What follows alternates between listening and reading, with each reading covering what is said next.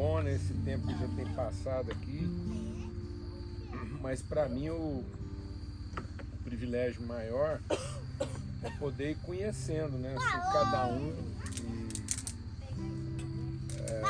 conhecendo mais e melhor, às vezes assim nos pequenos gestos, nas conversas, na forma de reagir, nas iniciativas. E eu fico pensando assim sempre como que Deus preza, né, a jornada e não o serviço. Às vezes na ânsia de terminar o serviço a gente não presta atenção ao caminho, né? O que a gente vai aprendendo um com o outro nos processos. Deus tem falado muito ao meu coração sobre a relevância dos processos. Então, em Deus, nunca é o resultado alcançado. É sempre processo vivido. Se a gente não está aprendendo a conhecer a Deus nos processos, conhecer um ao outro nos processos, então nós não estamos de fato alcançando o propósito de Deus. E às vezes a gente está tão focado, né, em resolver, em decidir, em acertar, que a gente desfruta pouco aquilo que são as virtudes do processo. Eu estou com uma palavra no meu coração e queria repartir com vocês, que é uma coisa assim, cada vez mais relevante na minha vida como filho de Deus. Então, eu queria ler com vocês o que está lá no Salmo, capítulo 1. Então, Salmo capítulo 1. Só fazer uma coisa aqui que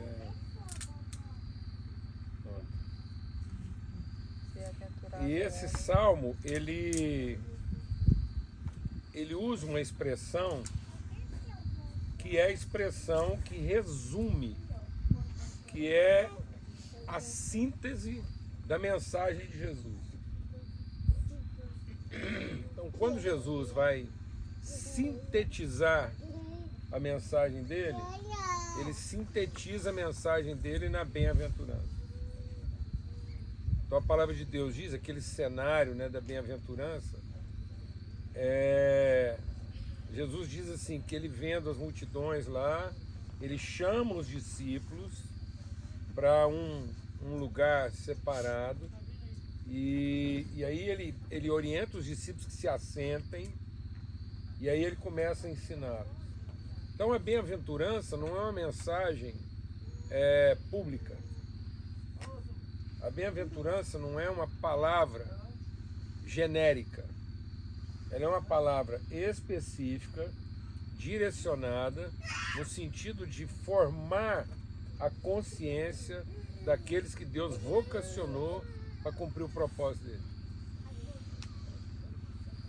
Então não é um ensino de caráter genérico, é um ensino de caráter específico, orientado, indutivo. Então é para gerar em nós uma consciência e um movimento.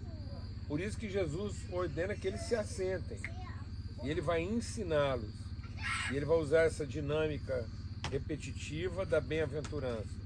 E o Salmo 1 fala então também dessa condição, desse caráter bem-aventurado. Então, ainda que algumas traduções usem a palavra feliz, esse salmo não está falando de felicidade. Jesus não está nos chamando à felicidade. Então o projeto do Evangelho, o projeto de Deus para a nossa vida, não é um projeto de felicidade. É um projeto de bem-aventurança. É você saber que ao fim de tudo, você vai alcançar o propósito que Deus queria alcançar conosco através daquele processo. Então a bem-aventurança é a certeza de um processo bem-sucedido. Amém? Então, por exemplo, no processo da bem-aventurança, nós podemos ter situações que não são prazerosas. ou que representam às vezes um aparente prejuízo. Como está lá na bem-aventurança lá de Mateus. Ele diz lá, bem-aventurados sois vós quando forem perseguidos e mentindo disserem alguma coisa contra vocês. Meu Deus. Então isso seguramente não é um projeto de felicidade. É um projeto sim, de segurança, de consciência, de convicção, para que em todas as etapas eu entenda o processo. Se eu não tiver discernimento do processo, eu vou me confundir nas etapas, porque vou achar que é um projeto de satisfação, de êxito ou de felicidade. Amém? Então ele diz assim, ó, bem-aventurado é aquele que não segue o caminho dos ímpios. Não anda na orientação dos pecadores. Deixa eu mudar a versão aqui, que essa versão está exigindo muito de mim. Então, bem-aventurado o homem que não anda no conselho dos ímpios e não se detém no caminho dos pecadores e nem se assenta na roda dos escarnecedores. Então você vê que isso é uma progressão, né? A gente, sem perceber, você começa a caminhar de acordo com uma outra orientação. Depois, baseado nessa outra orientação, você se detém num equívoco, numa desobediência, num descumprimento. Então muita gente está brincando com isso. A gente vai assimilando a forma humana de pensar e a gente acha que dá para conciliar as duas coisas. Sem perceber, você consegue caminhar por um tempo, combinando dois tipos de pensamento, mas aquilo ao fim vai empacar você num equívoco. E o que é pior, isso pode levar você a um ceticismo. Daqui a pouco a gente se torna um tipo de cristão cético. Paulo adverte para isso no futuro. Ele diz assim: há muita gente que confessa a fé, mas nega a sua eficácia. Eu vou repetir. Tem muita gente que confessa a fé, mas já não acredita mais que ela funciona. Porque sem perceber, ele foi combinando formas de pensamento até que ele caiu numa vala de desobediência. E aí, como cristão, ele agora ele é um cético. Então, a apostasia não é o cara deixar de crer. A apostasia é ele se desviar do verdadeiro propósito da fé. Então ele usa a fé de acordo com a sua conveniência e ele já nem... Então ele tem uma fé de reserva só para ver se não vai para o inferno. Mas no dia a dia dele mesmo assim, ele usa outros parâmetros. Ele toma outras decisões. Assim, para minha grande angústia, eu tenho visto muitos jovens hoje num esforço desgraçado de ser crente, mas que eles são totalmente ansiosos. Todas as decisões são baseadas em medo do futuro.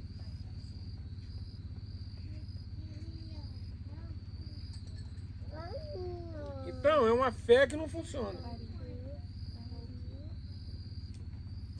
É uma incoerência, é uma apostasia. E ele se detém, tá? E aí ele está, por quê? Ele está preso. E ele está preso porque ele começou a pensar dessa forma. Então, a bem-aventurança está condicionada a isso. E aí ele diz assim, para que isso não aconteça, é engraçado que o Salmo 1, ele começa pelo meio, né? Aí depois ele entra no início. Então ele faz um diagnóstico e diz, olha, para que isso não seja assim, para que você não viva dessa forma, para que você de fato seja a pessoa bem-aventurada, antes.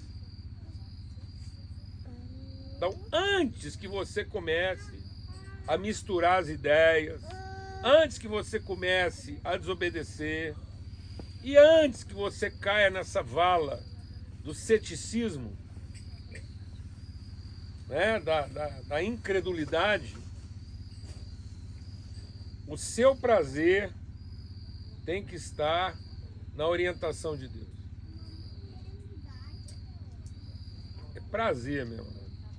Sabe assim, enquanto nós não saímos dessa coisa assim, de uma obediência comportamental, enquanto a gente não parar de relacionar com a palavra de Deus como se fosse assim, um código comportamental, eu tenho que ler a Bíblia e ouvir a voz de Deus, porque Deus é um Deus punidor.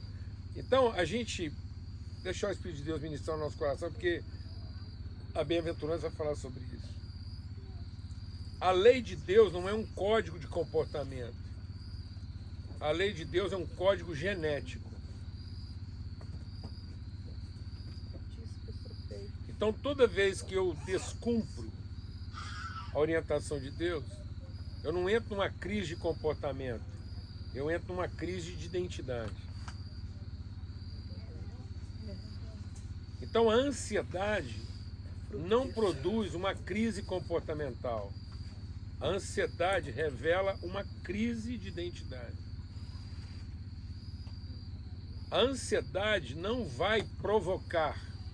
A ansiedade já é resultante de quem está vivendo uma crise de identidade. A ansiedade é própria de quem não se vê como filho e não entende que a orientação de Deus é genética. Então eu não levanto de manhã pensando em obedecer minha natureza. Eu levanto de manhã procurando harmonizar a minha vida com aquilo que eu sou como pessoa. Então não é uma submissão comportamental, é uma submissão orgânica, né? Então ele diz, ele tem esse prazer e ele medita nisso de dia e de noite. Por quê? Porque a bem-aventurança determina que ele é como uma árvore plantada junto a ribeiros de água. Então, isso é uma definição absoluta. O que é a bem-aventurança? Você tem uma ligação efetiva com a natureza de Deus. Você não convive com Deus. Você é feito de Deus. Vou repetir, porque eu acho que às vezes a gente não está entendendo isso. A nossa relação com Deus não é uma relação de contato. Não é Deus junto. É Deus em.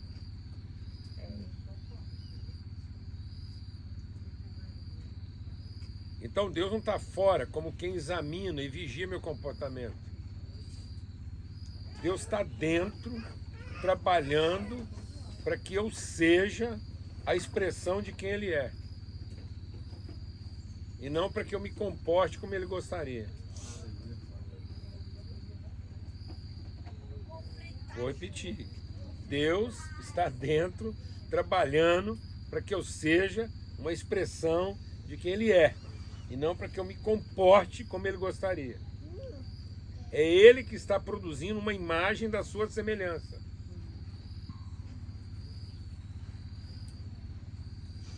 Amém, irmãos? Amém. Isso é um desafio para a nossa vida. Porque volta e meia a gente tem a nítida sensação que é um convívio e não uma relação. A gente ainda trata com Deus como se a gente convivesse com Ele. Então vou falar uma coisa para nós aqui. Você tem receio de fracassar? Então, para a gente fracassar, Deus teria que fracassar.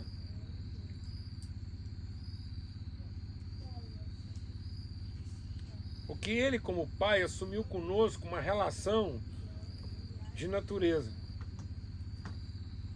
Então, não sou só eu que sou codependente de Deus. Ele assumiu para si uma forma de se expressar em que Ele é codependente de nós. Um fracasso na expressão da sua imagem seria um fracasso no cumprimento da sua vontade. Porque Deus criou para si mesmo uma dependência relacional que ele não tinha. Porque agora nós somos o corpo do Filho dele.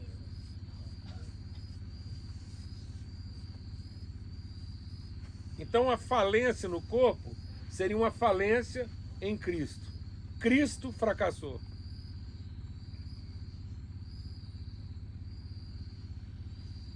Então, ou eu estou em, ou nem com eu estou.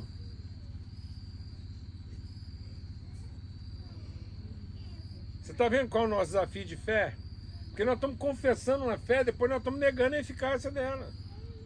Porque nós estamos tendo uma crença de Cristo com, e não a fé de Cristo em. Esperança da glória. É Cristo formado em nós, a esperança da glória. Ou isso é a minha fé, ou eu estou vivendo uma crença em Jesus. Então Jesus é só uma companhia no caminho, e não Cristo, o caminho que me forma como expressão visível de quem Ele é.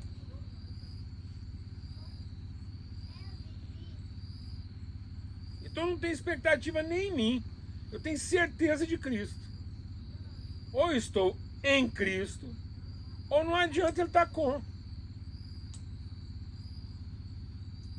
Então nenhum tipo de ansiedade se justifica.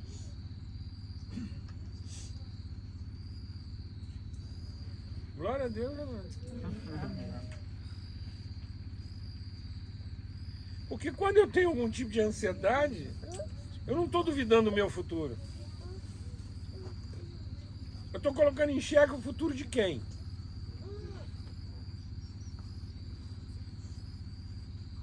Eu estou colocando em xeque o futuro de quem? De Cristo. Eu estou dizendo que João não poderia ter escrito a última página da Bíblia. Amém, irmãos? Então toda vez que você tiver algum tipo de ansiedade, vai lá e lê a última página. Glória a Deus. Amém? Amém. Você está entendendo a gravidade disso? Qualquer incerteza a meu respeito, eu estou colocando em xeque a pessoa de Cristo e a eternidade da vontade de Deus a respeito dele no seu corpo. Por isso que é Cristo sendo formado em nós a esperança da glória. Então, continuando, ele diz: e o que significa essa árvore plantada junto a ribeiros? Ou seja, o que significa essa bem-aventurança associada ao fato de que nós nos alimentamos da substância de Deus, e é Ele em nós e nós nele, que Cristo Jesus falou disso várias vezes. Eu vou mandar meu Espírito, então nós vamos estar em vocês, vocês estarão em nós seremos um, assim como eu e o Pai somos um, vocês serão um em nós, para que o mundo creia. É isso que Jesus está falando. Jesus não prometeu nos ajudar. Jesus não prometeu nos ajudar. Jesus prometeu o seu Espírito para viver em nós. E nós temos com Ele uma só pessoa. Qualquer ansiedade minha em relação a um filho vai fazer com que esse filho duvide de quem?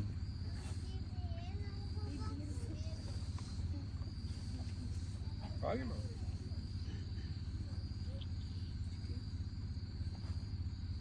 Da fidelidade de Deus.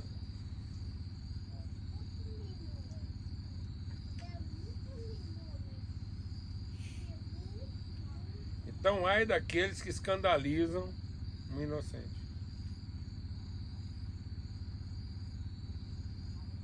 Então não justifica. Está aqui nessa cadeira aqui, ó, a prova cabal de que nenhuma ansiedade se justifica. Lá em casa nós perdemos a conta de quantos diagnósticos de interrupção da gravidez da Bebel a gente teve que enfrentar. Da gravidez da Bebel, a gravidez que gerou a Bebel. quantas vezes nós tivemos que ser firmes em recusar a oferta de abortá-la. Em nome do bem. Em nome da vida. Bom, aí... Dentro dessa perspectiva, dessa alegoria aí, uma árvore não se planta, né? Ela é plantada. Se a gente tivesse isso em mente, que o Senhor nos plantou, né? No lugar No certo. lugar certo. Que o Senhor nos plantou, né? Dentro das suas promessas. Antes da fome, Ele plantou o jardim, plantou a comida. Não tinha lugar para ansiedade no nosso coração, né? Não teria. Ele não errou a mão, né? Ele não errou. Errou o terreno, errou a semente, errou a espécie. Então falta a gente, às vezes, isso é assim, muito lindo, isso é muito rico. meditar. Então, aí ele diz assim, como é que essa árvore é então? Uma vez que ela é plantada junto a águas, ela dá o seu fruto. Então, uma das características da bem-aventurança é relevância. Nossa vida tem que ser relevante. Nossa vida não tem que ser impressionante, mas relevante. E a relevância é fruto. Jesus passou por uma figueira e ela era impressionante, mas não relevante. E às vezes nós estamos preocupados em impressionar pelas folhas, mas não ser relevante pelos frutos. Às vezes nós estamos ocupados em cuidar dos elementos aparentes, mas não daquilo que de fato comunica virtude. Agora, uma coisa interessante, quando a Bíblia fala da árvore da vida lá plantada no jardim, diz assim, ó, as folhas são para cura e o fruto é para alimento. Então, às vezes, nossos dons, nossas habilidades, nossas competências curam, mas não sustentam. Então, às vezes, nós estamos vivendo uma vida de resolutividade, e aí a gente impressiona pela resolutividade, mas a gente é irrelevante pela reprodutividade. A gente ocupa o espaço, produz cura, transforma, muda as circunstâncias, mas não perpetua o processo. Não gera. Então a árvore não se reproduz pela folha, ela se reproduz pelo fruto. Você pode até fazer chá da folha, mas ela não transmite. Então eu preciso saber dos dons e da natureza. Aonde eu estou concentrando meu esforço? Naquilo que impressiona, naquilo que opera, naquilo que realiza, naquilo que satisfaz, naquilo que é resolutivo ou naquilo que é redentivo.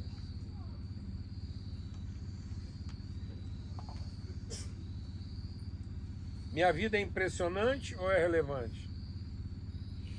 Eu resolvo problemas ou eu comunico natureza? Eu sou importante porque as pessoas precisam do meu serviço? Ou eu sou relevante porque eu estou colocando... Mas não adianta falar que são os dois, porque são os dois. Mas ela pode ter fruto e não ter folha, mas ela não pode ter folha e não ter fruto. Então são os dois. Mas não adianta ter a folha e não ter o fruto. Era melhor ter o fruto e não ter a folha. Você planta a folha, não nasce fruto, né? Exatamente. E hoje relevância tem mais a ver com folha, né? Hoje. Os impressionantes têm a ver com as folhas. Mas no popular, exatamente. A relevância está mais no resolutivo do que no reprodutivo. Então, às vezes, nós nos tornamos altamente resolutivos, mas mediocremente reprodutivos. Ministérios relevantes. A gente resolve muito e reproduz pouco. Amém? Então, quem deu os dons foi Deus. Quem deu as folhas foi Deus. Quem deu a cura foi Deus. Então não é que Deus despreza isso. Está lá. Mas ele avisou. Retórica sem amor é nada. Milagre sem amor é nada. Não foi a gente que escolheu dizer isso. Filantropia, sacrifício sem amor é nada. Então não adianta ser impressionante na retórica, impressionante nos prodígios, impressionante na mudança das realidades, se nós não estamos comunicando natureza. Então a bem-aventurança está na comunicação da natureza, que isso é relevante. Outra coisa que ele diz aqui é que ele dá o fruto na estação própria. E eu, assim, uma coisa que tem também assim, me impressionado hoje, principalmente nos diálogos, é uma desconexão assim, com o tempo. Parece que todo mundo hoje está fazendo uma coisa pensando em outra. É impressionante. Assim, o senso de propriedade, você está ali inteiro naquele lugar, é brincadeira. Então, ou está adiantado, ou está atrasado. Parece que você não encontra uma pessoa no tempo dela, no time. É engraçado isso, né? Porque nos esportes, não adianta o cara ser bom, né? Quantas vezes o cara acertou na jogada, ele errou o quê? O time, o tempo da bola. É o cara que só para dar uma cabeceada, a hora que ele chega na altura máxima que ele alcançou, a bola ainda não chegou. Ou então já tinha passado. Hã?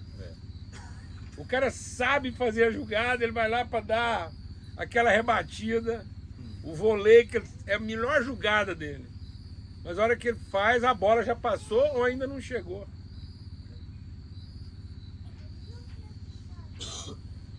É a fisgada antes do peixe morder. Ou depois que ele já roubou a isca. Hã? O peixe já levou a ser fisga, já foi. Ou então ele ainda tá beliscando, você pá, tirou. Amém? O time. O time. Tranquilo. Tá vendo como é que nós temos uma certa ansiedade de tempo? Nós estamos adiantados para quê? Ou atrasado para quê? E aí?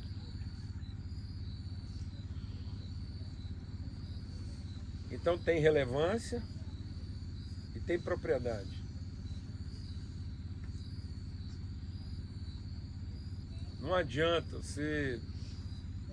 Sabe, tinha um personagem humorístico, você lembra? Que assim, ele falava as coisas depois que não adiantava mais. Na televisão ele era assim, ele era nervoso, mas depois já tinha passado. Ele tinha uma opinião forte quando não adiantava mais. Então tem gente que é assim. Ele tá lá participando do processo, aí acaba tudo, vai todo mundo embora e fala assim, mas é porque eu queria mesmo, e aí ele fala para quem me interessa mais. Né? Eu sempre uso uma coisa que meu pai usou na minha vida, e eu gosto de repetir esse exemplo. Eu cresci numa relojoaria. Meu pai falava assim, meu filho, é preferível um relógio quebrado do que um relógio que adianta ou que atrasa. Porque um relógio quebrado, pelo menos, vai marcar a hora certa 2 vezes por dia. Se ele quebrar no meia-noite, vai ser meia-noite. Se ele quebrar meia-noite, uma hora ele acerta. Meio-dia, uma hora ele acerta meia-noite. Mas ele adiantado ou atrasado, ele não acerta a hora nunca. Então eu acho que é por isso que tem hora que Deus quebra a gente. Deus vai lá e quebra, fala, agora você fica aqui porque o tempo vai passar por você. Porque você está tão ansioso com o tempo que você nunca está em lugar nenhum. Amém, mano? Então, respira. Aí, é a relevância e a propriedade. E aí depois ele diz assim, ó, e a sua folhagem não murcha, e tudo quanto ele faz prosperará, ele vai ser bem sucedido em tudo. E aí eu penso que Deus está falando assim pra gente, constância. Constância. É sempre.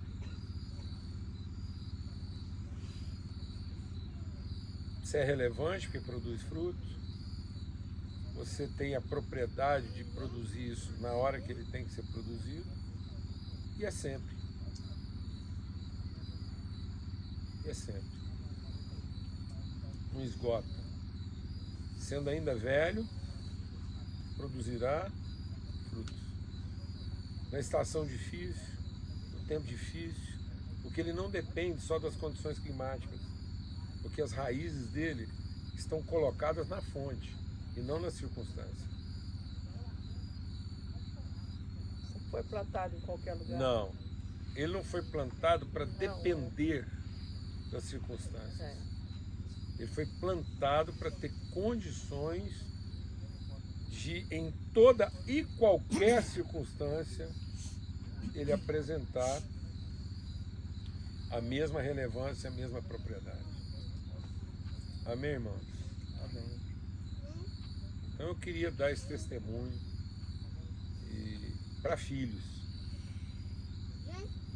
Para filhos. Né? E ele diz então, o Senhor conhece o caminho dos justos, mas o caminho dos ímpios perecerá. Então Deus nos conhece. Ele que organizou isso aí. Vai funcionar. Está funcionando. Amém? Glória a Deus. Então respira fundo e aprende. Mas não tente controlar. A natureza foi para a gente aprender e não controlar. Deus nos colocou, só concluir, Deus nos colocou num sistema vivo e dinâmico para a gente aprender o processo e não para a gente tentar controlar. Por isso que a gente foi colocado num jardim. Para dizer, vocês são como árvores que eu plantei. Aprendam a conhecer vocês mesmos. Aprenda a conhecer o processo de cada um. Aprenda a conhecer que tipo de fruto cada um vai produzir. Aqui tem jaqueiras, aqui tem jabuticabeiras, aqui tem goiabeiras. Amém, amado? Amém. Aqui tem todo tipo de fruto. Então tem todo tipo de tempo. Tem todo tipo de condição. Tem uns aqui que dá fruto em cacho. Tem outros que dá fruto espalhado. Tem uns que é pititinho, outros é grandão. Tem uns que levam 1 ano para produzir, outros levam 10, outros levam 20.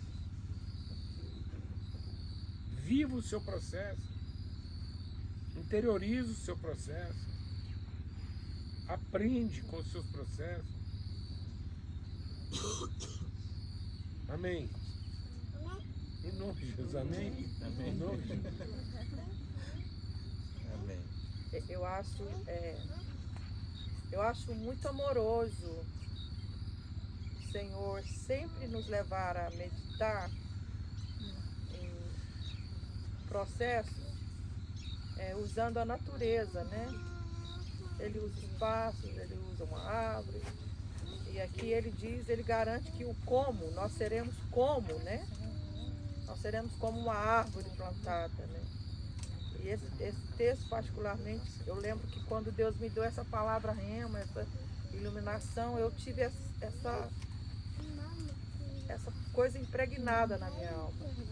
Uma árvore não se planta, as raízes dela não é regada por ela mesma, a raiz dela é regada por um rio que passa por ela.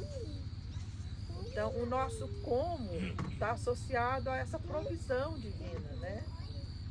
O pássaro não planta, mas come, né? Ele não semeia nada. O lírio não se planta, mas ele tem a glória, a beleza das vestes de Salomão. Então, isso pode parecer muito simples, mas isso é libertador. É libertador.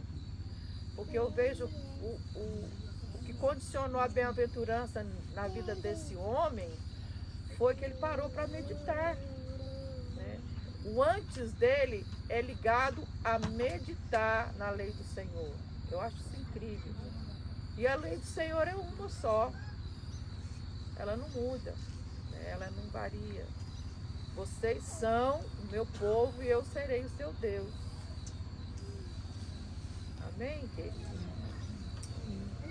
Tem uma linha, Obrigada, amor, por lembrar a gente sobre isso. tem uma linha da área da saúde que acredita que parte da nossa propensão para doenças hoje é que a gente começou a comer fruto de estufa. Então a gente não come mais o fruto da estação. Então, consequentemente, a gente não está se apropriando daquilo que o fruto oferece para a gente. Do suco da nutriência. né? Então, por exemplo, a Ciclo. manga da estação, aí nós estamos comendo um punhado de manga O ano aí, inteiro. que é só manga, mas ela não carrega tudo que uma manga deveria carregar, porque ela não viveu o processo. Não natural. Exato, não é natural. Então, Não no tempo certo. e a igreja Então, a hoje está igreja- produzindo um punhado de fruto de estufa. É fruto de estufa. É produção induzida. Aí não tem o mesmo sabor, não tem a mesma relevância, não transmite e comunica as mesmas coisas. Tem a mesma forma, a mesma plástica, mas não tem a mesma eficácia. Aí de repente você experimenta lá um fruto natural da estação, que foi produzido lá, e você fala, meu Deus, então é isso que é manga? Né? Eu comi a vida toda uma coisa assim, que tinha gosto de isopor e cor de manga, né? Então, assim, e às vezes a gente está se contentando com isso, né? Essa plasticidade, nós não somos isso. Então eu tenho feito um apelo, assim, um apelo de respiração, de serenidade, de paz. Meu Deus. Amém, irmão? Para que a gente seja uma expressão mais genuína, mais autêntica, mais cheia de autoridade, mais relevante.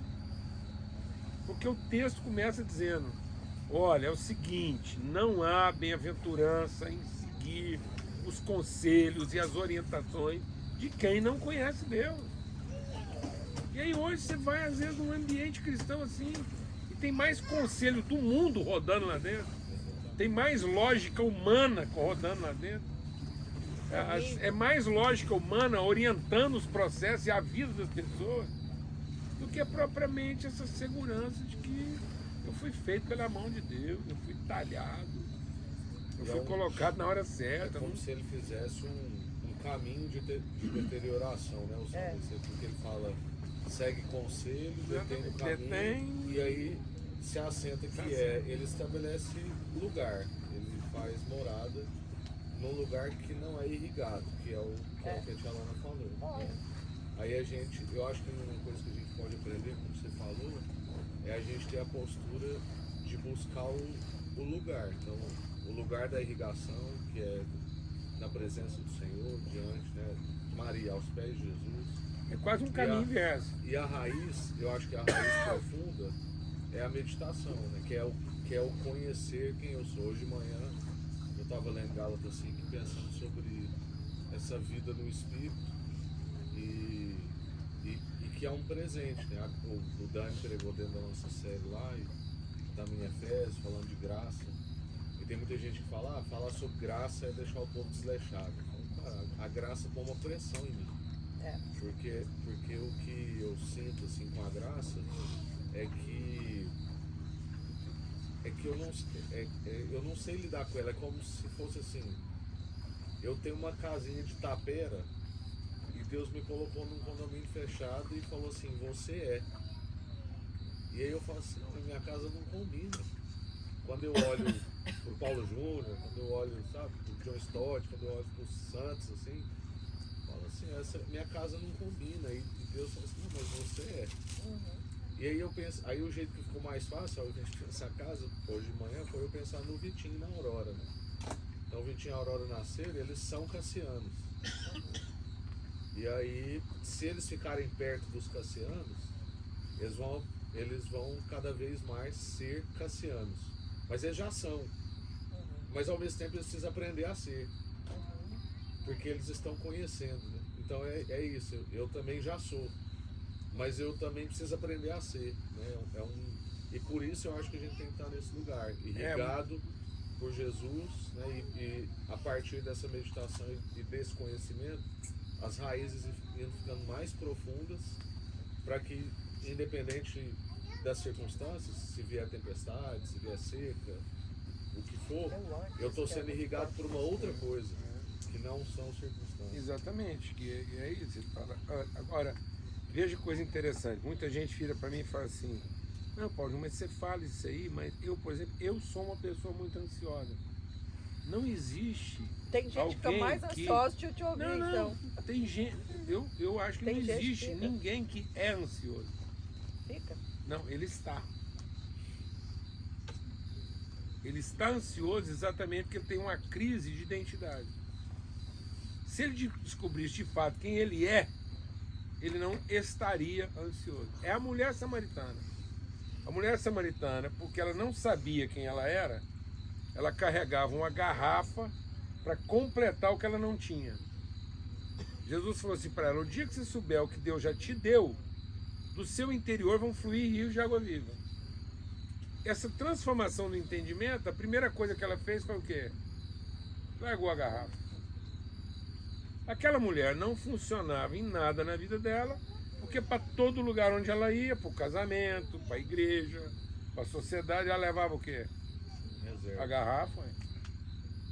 Ela carregava a carência dela para todo lugar que ela ia. O dia que ela ficou liberta da carência dela, ela deixou de estar ansiosa.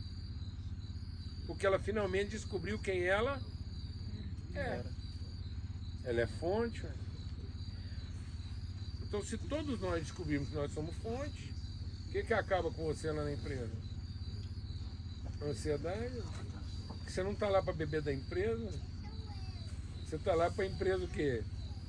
Beber de você. Ué. Amém, irmão? A gente precisa estar muito bem afinado com os preceitos do Senhor, porque a linha é muito fina, o espírito é muito fino. O Paulo não está falando aqui, e eu não sei nem porque eu estou lembrando disso, porque a minha caixinha de memória são tantas histórias, né? E o Paulo já falando doido, me veio aqui uma circunstância. A Bíblia diz que as coisas que o Senhor nos leva a viver é loucura para o mundo. E às vezes a gente fica querendo a aprovação aí do mundo. O mundo nunca vai nos aprovar. E muito menos aqueles que estão desalinhados do mover de Deus na sua vida. Por isso que eu acho que a gente precisa de desenvolver esses amigos espirituais, né? Como Maria, você lembrou Maria, a mãe de Jesus, na hora dela dar à luz uma coisa louca, ela não foi procurar nada menos do que uma amiga espiritual, né? Eu lembro que quando a gente estava sempre, né, lá atrás, há 30 anos atrás, e até hoje a minha sogra nos chama de doidos. Vocês são doidos. Eu falo, tá dando certo. Até minha sogra tá achando que nós somos doidos. Então tá. Porque quando você está alinhado com as coisas do Espírito e do Senhor, é muito comum as pessoas te avaliarem com loucura, né? Então, assim, e é isso. Essa situação da Bebel foi muito emblemática. Eu acho isso, sabe? Se um casal, por exemplo, não estiver alinhado aos preceitos do Senhor, para tomar as suas decisões, fica muito complicado. Quem que vai ser ouvido? Porque a mulher pensa diferente do homem, ou não? Nós pensamos de forma própria e a gente precisa do Espírito para alinhar o nosso coração, para a gente chegar onde Deus quer. Agora a mulher pensando diferente ou o homem pensando diferente da mulher está errado? Não, eu vou pensar 100% como mulher pensa. Paulo Júnior vai pensar 100% como homem. Mas como a gente tem um só propósito, um só coração, a gente funde e a gente avalia aonde? É nos preceitos. Né? Essa situação da Bebel foi muito emblemática, porque na noite em que a Alana teve a hemorragia pior lá, né? Porque ela teve várias hemorragias por conta das circunstâncias da gravidez. Mas na noite lá que foi decisiva, ou seja, a hemorragia estava tão forte que eles iam ter que fazer o parto de qualquer jeito, né? Então, desce o que desce. E aí a gente foi para o hospital, era noite, era já bem tarde da noite. A enfermeira lá, obstetra lá, que cuidava, era a mesma. Mas o médico que estava de plantão era outro, eu nunca tinha consultado a Lana. Então o médico que tinha acompanhado a Lana durante todo o processo de gravidez, com a gravidez de risco que ela tinha, não era o cara que ia atender ela na noite que a mãe precisava. Agora o hospital inteiro sabia qual era a situação dela, então os médicos estavam tudo avisados o que era o problema. Então aquele médico já sabia da Lana, mas nunca tinha tido contato com ela. Então era nítida a ansiedade dele. Porque você pensa, ele está atendendo uma mulher estrangeira, não falava a língua, né? Um cara com cara de turco, eu estava lá assim, a Lana aqui assim, se esvaindo em sangue na maca, a enfermeira de cá, ele assim e eu de cá. Aí eu vi que rolou um clima de nervosismo, de tensão. Aí foi aquela pressa, eu falei assim, gente, calma, antes de a gente sair daqui, nós vamos orar, conversar com Deus. Mas eu falei assim, não, vamos falar com Deus.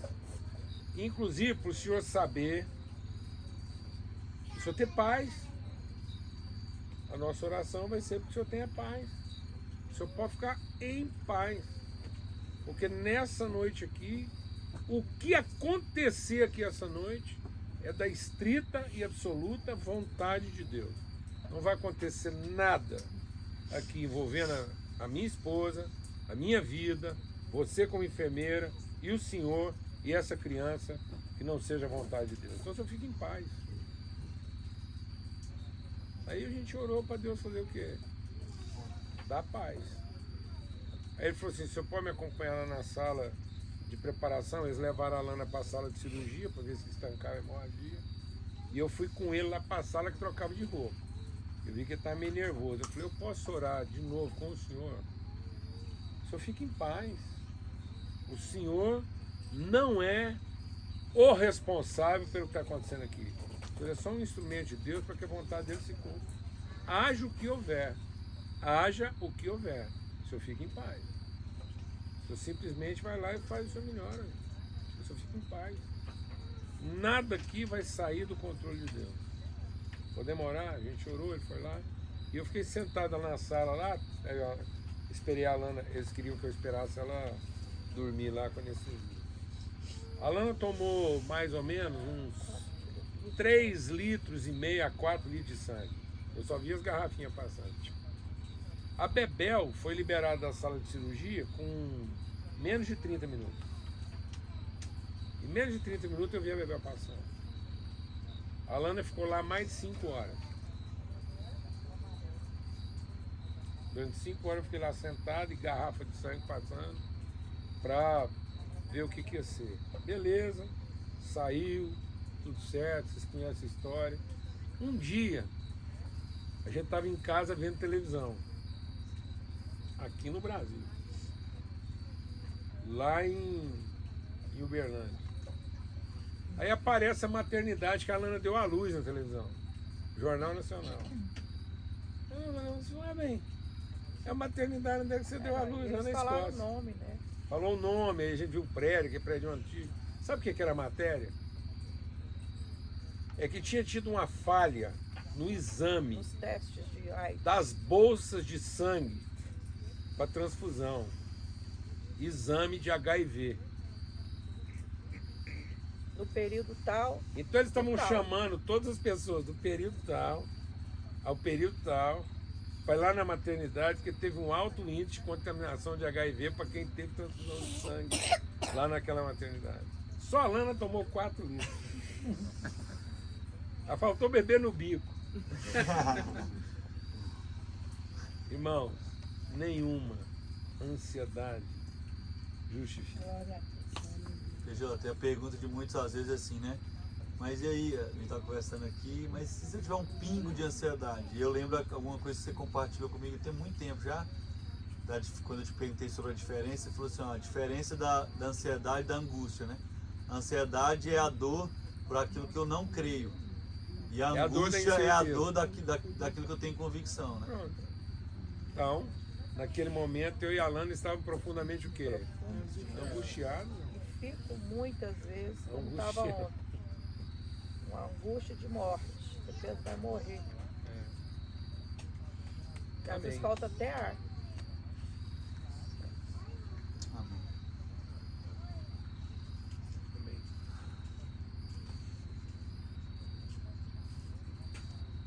Né, Dani? Menino de Deus. Glória a Deus. Agora a luta é permanente, né, gente? Permanente, permanente. Esse jogo aí da carne não tá ganho ainda. A gente tem que fazer como Paulo.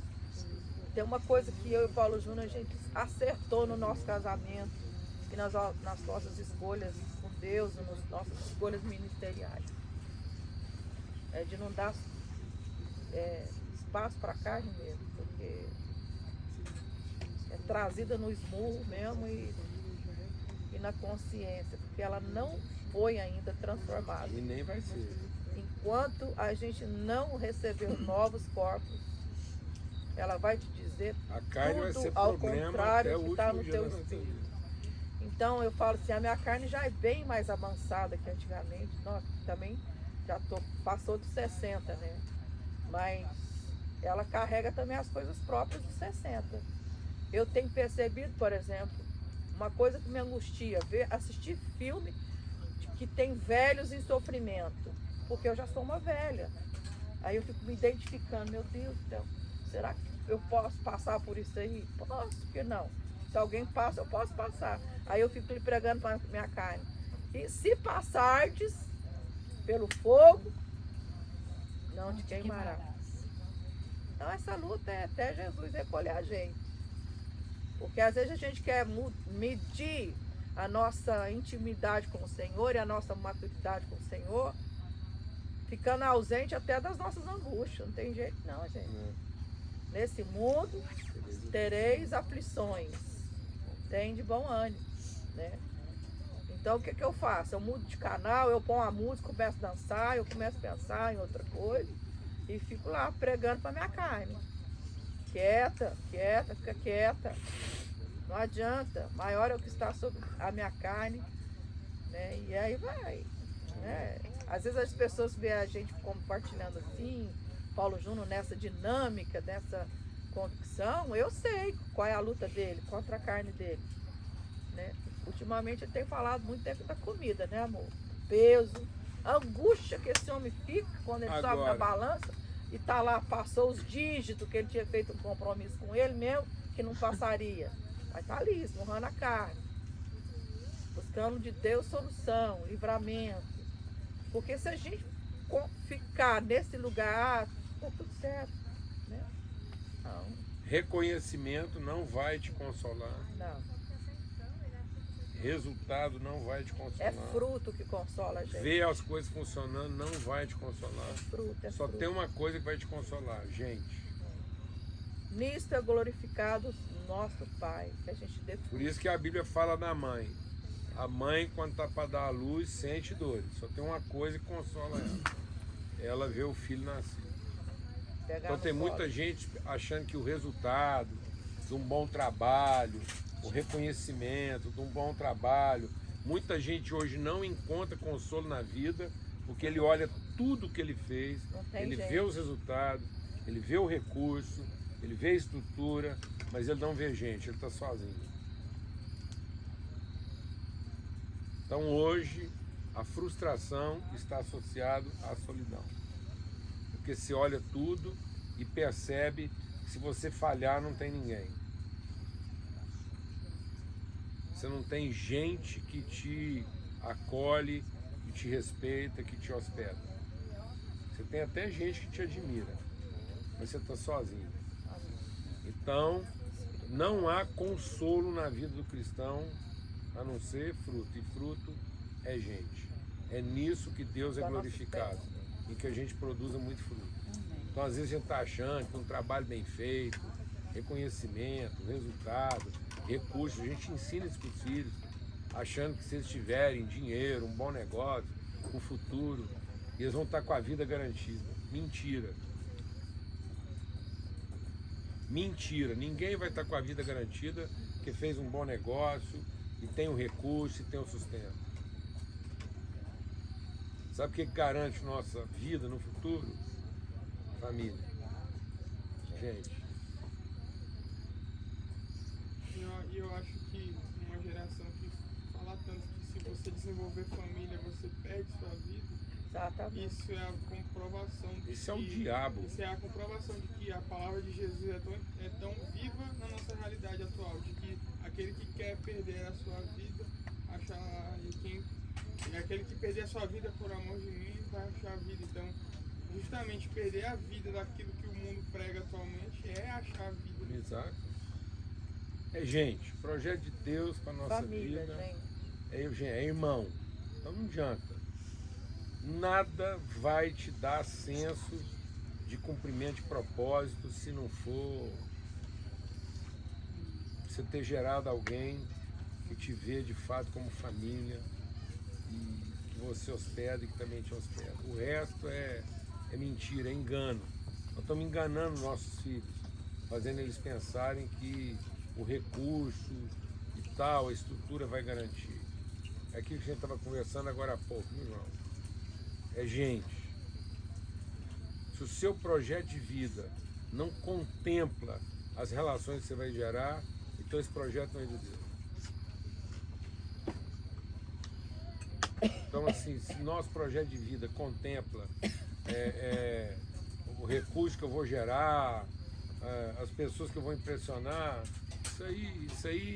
isso é conselho dos ímpios. É muito gostoso você. É muito gostoso. Você fica com vontade de fazer tudo de novo e para muito mais gente. Quando você tem o prazer de ter a experiência assim, das pessoas que Deus te usou para. Essa semana, por exemplo, a gente teve uma experiência legal no Luiz Marques. Meu Deus. Nós estávamos em casa, chegou uma caixa enorme do correio com Não, não foi correr não, foi o Rafael trouxe. É porque ele me deu lá em mãos. E você Mas esqueceu? não tinha como trazer, Foi é porque nu, de lá eu você ia vê que viajar. esqueceu. Não.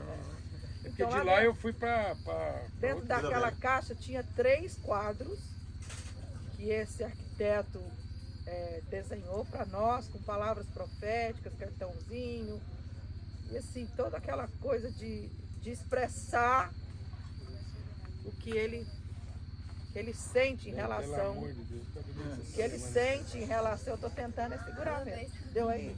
Para dar uma frangida. Que ele Qualquer coisa estamos aqui sente, também, viu? né, em relação à nossa vida como casal, né, na vida dele, na família, no projeto dele. O Luiz Mar hoje é um arquiteto renomado mundialmente. Pra vocês terem uma ideia, um dos projetos dele, ele entrou num concurso de fazer um monumento histórico na Alemanha, com relação ainda a coisas de guerra. Foi na Alemanha, né? Foi na Alemanha, o projeto dele ganhou. O projeto dele, arquiteto do mundo inteiro, ganhou, e ele fez o projeto lá agora, há pouco tempo. E esse menino foi quem? Um desenhista do Paulo Júnior. Quando ele começou a construtora dele, o Paulo Júnior percebendo, nem convertido ele era ainda, percebendo ele, percebendo os dons dele, os talentos dele. Ele deu um emprego para ele, o Paulo Júnior começou, investiu financeiramente na vida dele, incentivou, você pode, Eu até brinquei escrevendo para ele. Ele não tinha muitos dentes, os dentes dele eram feios. Hoje ele tem umas lentes de contato. Então eu falei, você exagerou, irmão, na beleza dos dentes, ele gastou. Então, assim, ele escrevendo do amor dele por Jesus, né? Que ele não só encontrou e não só prosperou, mas ele encontrou o significado e ele descobriu quem ele era em Deus. Por pequenas sementes ali no convívio, no escritório, levar para comer, para almoçar, profetizar. Então, eu falo que quando a gente tem essa experiência, meu Deus, você tem vontade de fazer tudo de novo. Manda mais uns 1000, Luiz Mário, para cá. Porque agora é uma questão de você compreender isso que o Paulo Júnior falou, né? A alegria está ligada a gente, a dar à luz a gente, a cuidar de gente, a investir em gente, né? E tem hora que a gente não quer muito isso, porque dá muito trabalho, né? Tem uns que traem a gente pelo caminho, e aí você sofre, você chora. Você fala, ai Senhor, não, mas a alegria disso, né? De a gente receber e ver nas pessoas que o que Deus falou é real, não só na sua vida, mas na vida de muitos. Ver os processos acontecendo, né? Isso vem, essa força em nós vem da meditação. Conhecer os preceitos, conhecer e ser homens e mulheres do antes, né?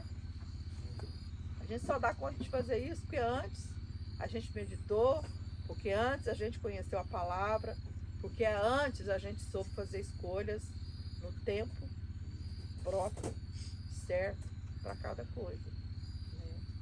Então, assim, essa é a nossa maior, depois dos 60, e o Paulo Júnior também, é a maior paixão que a gente tem hoje, é de dizer isso para os jovens: não tenha medo, não tenha medo, porque o medo vem,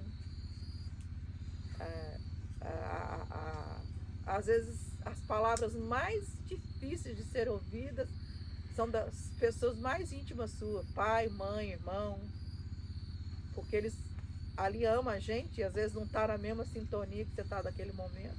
Vai falar o que é normal ser dito mesmo, né? Então, sejam íntimos mesmo e procure desenvolver amizades espirituais, como o Paulo Júnior diz, e vão levar a sua vida seriamente na presença de Deus e querer responder como Isabel respondeu para Maria, né? Agraciada, eleita, isso é de Deus, fica firme, você não está sozinha, estou com você, vou orar com você, vou repartir com você. Isso é muito importante, principalmente para todos nós aqui. Eu estou vendo aqui, todos os jovens que estão aqui estão diretamente envolvidos com o ministério, né? Não estão simplesmente sendo servidos, estão servindo, né? Não tenha medo, ele vem, mas ele não fica, né? Ele tem que passar por nós, tem que ir embora.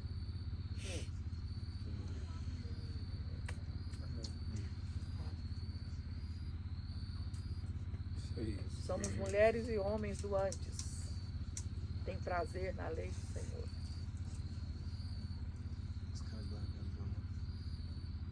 Eu lembrei daquela passagem do Jeremias, né, que você está falando. Eu quero trazer a memória aquilo que nos traz esperança, e Paulo nos trouxe uma palavra uma vez que é um norte lá para nossa casa. A gente sempre lembra que existe uma diferença da lembrança e da memória, né? Ele estava ali numa depressão profunda, afundado nas lembranças, né? Aquilo que ele fez, que deixou de fazer, que deu errado, que deu certo, O que Deus não fez. o que Deus não fez, o que Deus deveria ter feito. E a memória fala daquilo que nós somos, né? Quem nós somos. E memória tem a ver com aquilo que a gente materializa, né? E é justamente isso, o fruto. Então hoje a gente vê muita gente cheia de lembrança, cheia de experiência adquirida, mas que não tem maturidade, que é a mesma origem, né? aquilo que a gente materializa. Porque não materializou nada, não gerou nada, não gerou ninguém. Não deu fruto, não prosseguiu, não deu sequência. E aí a pessoa, mesmo tendo feito várias coisas, várias conquistas, um currículo, está lá afundado em depressão, cheio de lembrança. Um álbum de lembrança. Um álbum de lembrança que está deixando ela depressiva. Memoriais, temos que ter memoriais. A gente tem que ter esses memoriais que nos traz esperança. É muito legal você falar isso, né? Porque lá no céu tem 2 tipos de livros, né? Tem um livro das obras do Cordeiro, que é onde nosso nome está escrito. Isso é um livro de memória, né? E tem os livros das obras dos homens, né? Isso é uma coletânea de lembranças. E quando se abrem os livros das obras dos homens, todos são condenados, né? Não há esperança. Então quem vai abrir o livro do Cordeiro? Aí abre o livro do Cordeiro, estão lá nossos nomes. Então isso nos dá o quê? Esperança. Então nós estamos lá listados nas memórias de Cristo, né? Para ficarmos livres das lembranças dos homens.